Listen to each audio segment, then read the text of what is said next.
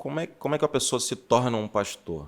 Porque hoje em dia eu acho que tá meio que o pastor virou uma profissão normal, né? E todo mundo acha que a ideia que as pessoas têm, talvez distante da igreja, é que o pastor é o dono de uma igreja. Ele abre uma igreja, ele tem uma igreja e aquilo é o negócio dele, né? Sim. Olha só.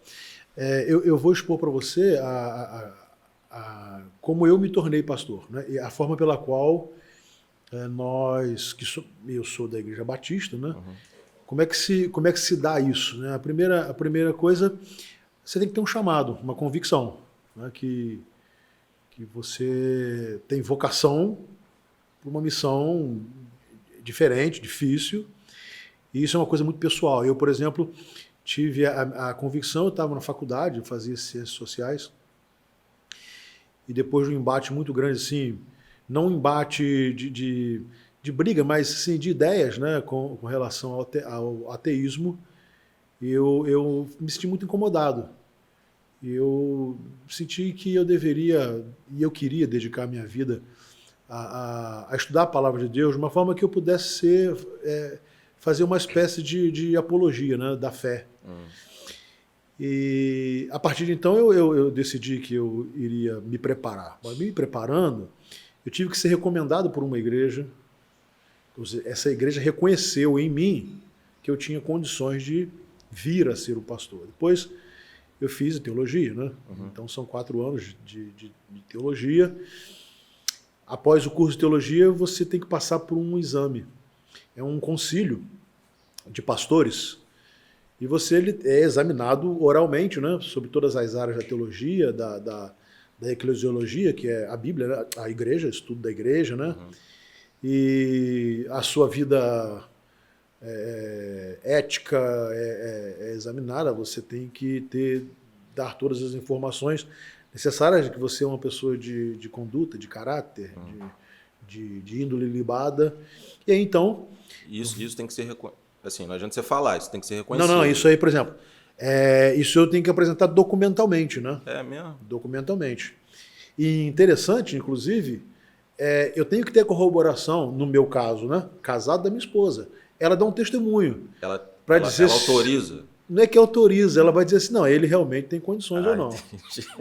Entendeu? Porque ela é quem me conhece mais, né? Entendi. Não tenha dúvida disso, né?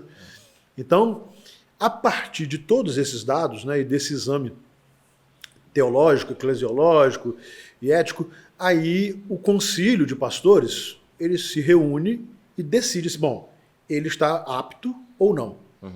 Se não estiver apto, o concílio é dissolvido, você pode se preparar outra vez, né? Ou não, e se você foi considerado apto, você é ordenado pastor. Então, assim, a formação de um pastor, né, no segmento em que eu venho, né, e de que eu faço parte, é assim. Eu não posso me auto-intitular pastor, entendeu? Ou apenas algumas pessoas passarem a me considerar um pastor. Há um processo, e é um processo longo para isso, né? Então, a formação, a nossa formação, para que cheguemos a ser um pastor, ela é assim.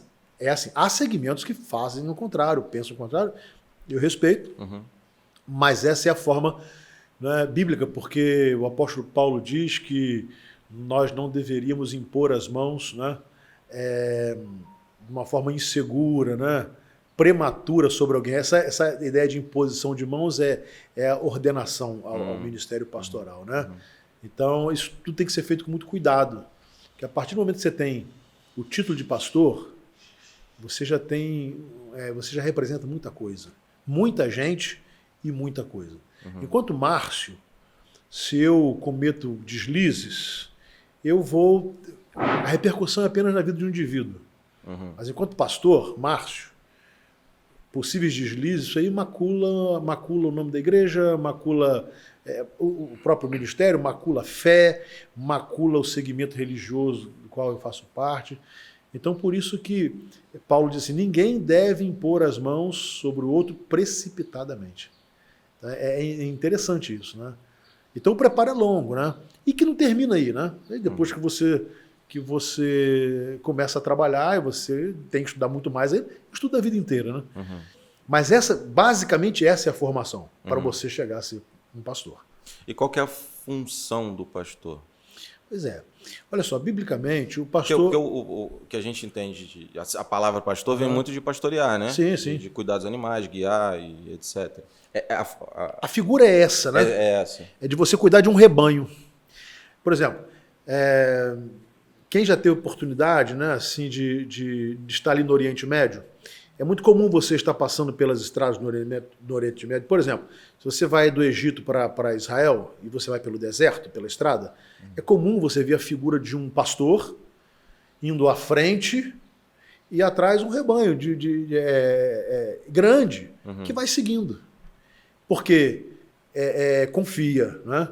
É guiado por ele, é cuidado. É esse pastor que vai cuidar do rebanho à noite, é ele que vai proteger o rebanho dos ataques dos lobos, né, durante as frias noites do deserto, e vai proporcionar meios para alimento, para alimentar, para saciar a sede. Essa figura foi trazida para aquilo que Jesus entendeu e que a palavra de Deus entende que deve ser um pastor.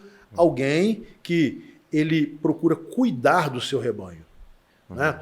É prover espiritualmente o ensino da palavra de Deus, estar presente, né, em momentos de sofrimento, de dificuldades, também nos momentos alegres.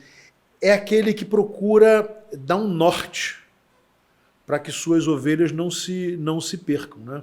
Então, biblicamente essa é a função pastoral. Com a instituição da igreja, né, a igreja, na verdade, não é uma organização, né? Ela é um organismo. Por isso que Paulo diz que ele é o corpo de Cristo, faz essa alusão, né? Como um corpo. Mas enquanto instituição, que ela é necessária, aí o pastor ele também ocupa essa função administrativa. Né? Na maioria das igrejas, ele também é aquele responsável pela administração da igreja. Né? Ele vai... no caso, hoje, por exemplo, onde as igrejas têm seu CNPJ, né, eu sou o representante legal da igreja, né, eu sou o presidente da igreja, que é uma função que é pesada e que você precisa exercer. Para nós não é muito fácil, porque o pastor gosta de cuidar de gente. Né? E quando você tem que tratar de todas essas coisas mais administrativas e algumas coisas burocráticas, não são tão agradáveis, mas elas são necessárias. Né? Então, o pastor ele cuida de gente, ele zela pelas pessoas, ele procura servir e cuidar, administrar bem a igreja. Claro que a gente faz isso, né, cheio de limitações, de falhas pessoais, mas essas seriam, né, as funções que nós deveríamos ou devemos cumprir da melhor maneira possível. Né?